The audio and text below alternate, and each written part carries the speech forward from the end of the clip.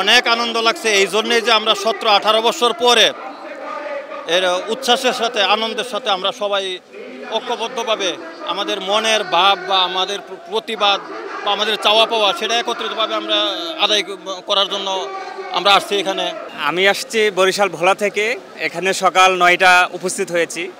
আমাদের সাথে আমাদের স্থান থেকে লঞ্চ দিয়ে আসছে প্রায় 5 থেকে 10,000 লোক সহকারে এরকম একটা যাত্রা নিয়ে আমরা আসছি এখানে ইনশাল্লাহ সুস্থভাবে সবাই এখানে উপস্থিত হতে পারছি আর কি 9টা-10টা দিকে ভিতরে আর কি। আলহামদুলিল্লাহ অনেক ভালো লাগতেছে, আমি এখানে উপস্থিত হতে পারছি এই জন্য আমার কাছে খুব ভালো লাগতেছে। লোক সংখ্যা আরও বেশি হবে ইনশাল্লাহ, এখনও তো লোকজন আসতেছে আর বাকি লোকজন এখনও পৌঁছায় না।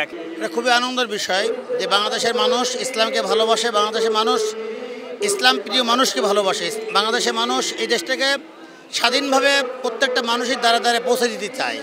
ধরো বাংলাদেশের মানুষ স্বাধীনভাবে চলতে পারে, স্বাধীনভাবে ব্যবসা করতে পারে, স্বাধীনভাবে চাকরি করতে পারে, এটা আমাদের জামাত ইসলামের দাবি। যারা বাম রাম ছাগল যারা আছে এরা ইসলাম প্রিয় মানুষদেরকে ভয় পায়, তারা হচ্ছে সরাসরি কিছু করতে পারে না, তারা হচ্ছে ফ্যাসিস্টের আলোকে এই জামাতকে তারা দমন করতে চাইছিল, কিন্তু আসলে জামাত তো দমন হবে না, কারণ আল্লাহর জমিনে আল্লাহর কোরআন কায়েম করার জন্য এই মানুষের চেষ্টা, এই মানুষের দাবি, এই মানুষের আশা ভরসা।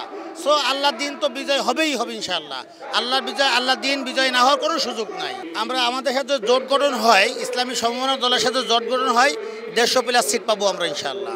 খবরের কাগজ, নিখাত, নির্ভীক, নিরপেক্ষ।